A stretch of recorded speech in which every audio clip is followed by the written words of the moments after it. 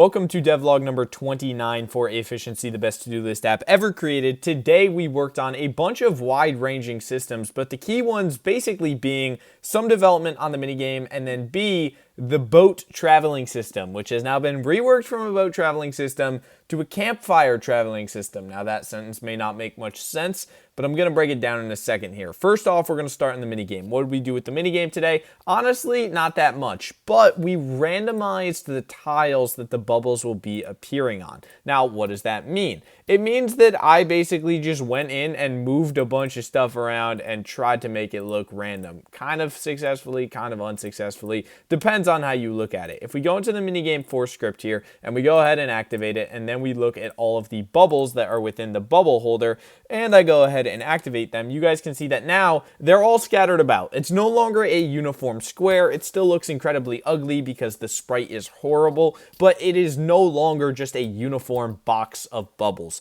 which is much better because I felt like that looked ugly and bad and everything was rigid and it didn't look natural at all, like, you know, fish spawning in an ocean. So I'm glad that I chopped that, and I'm glad that I reworked how they look at least a little bit. And now if we go ahead and just test it out, then we can go ahead and hit the play button. I don't think we have any bait right now, so hold on, we need to spawn in some bait. Classic bait spawning in technique, and then what we can go ahead and do is actually fish. And if we use our bypass function, you guys can see that they now more randomly spawn. I'm not going to click on any of them yet just because I want to see you guys, or I want to show you guys how they look. I can't speak a sentence, but as you guys can see right there, it looks better now. It's still ugly. The UI is bad. It's not good right now, but it's in a better spot than it was yesterday, and that's really all that matters. That's really all we're kicking for here. Just a little bit of progress every day at a time is what matters. Now, the big progress that we made today is on the fire system from traveling to islands. If you guys recall from yesterday's devlog, I was kind of back and forth really for the last week on what I wanted to do with this traveling system,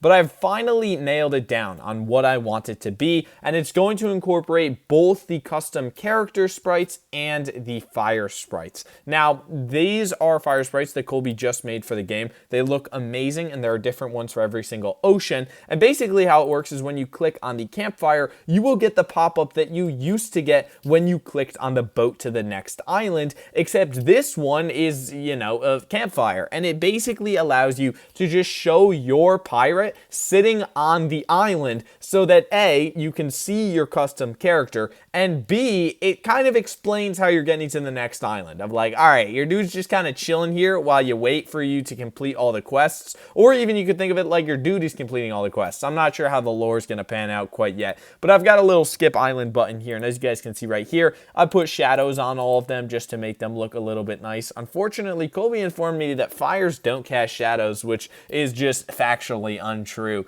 so that is a little bit silly, but I did put one underneath them, so just to make it look a little bit nicer. But as you guys can see right here, the first 4 islands, all regular, you know, normal fire looking sprites. Once you get to the purple island though, now you got some green fire, another green fire, another green fire, and then you move in to the lava ice one, now you got blue fire, and you just start getting these really cool changes. And then on the final one, you've got this ethereal purple red. I don't know, I asked Colby to do a red one and she freaking whipped up some beautiful, I don't even know what to call this color. It looks amazing though, and it is the perfect send-off to your final 4 islands on the game. And then of course the final island does not have a campfire. Still trying to figure out what I want to do with endgame content. I'm not really sure yet, but what I do know is that you can't have a fire to go to the next island because there's not a next island. So I kind of cut that out just because it makes sense. It's also convenient because there's really no spot for the fire to go on the island, but that's besides the point. So that's everything that we did for the game today. It doesn't sound like a lot, but implementing the UI spots did take a decent bit of time, just kind of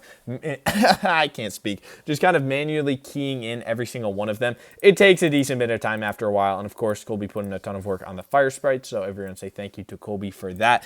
But overall, that's everything that we did in devlog number 29. If you guys enjoyed the video, make sure to leave a like on it, make sure to subscribe to the channel. I hope you guys all have an amazing day, and we'll see you guys in the next one. Colby, hit us with a bit of an outro.